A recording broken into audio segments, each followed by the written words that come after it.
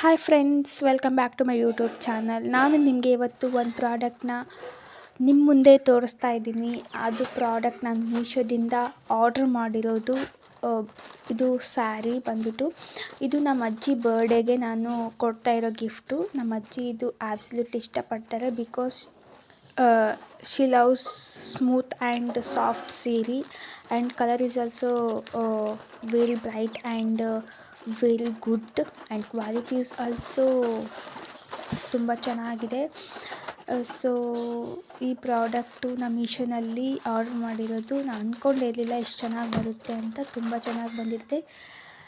ನೋಡಿ ಎಷ್ಟು ಚೆನ್ನಾಗಿದೆ ಅಂತ. ಕ್ವಾಲಿಟಿ ಮಾತ್ರ ಸೂಪರಾಗಿದೆ.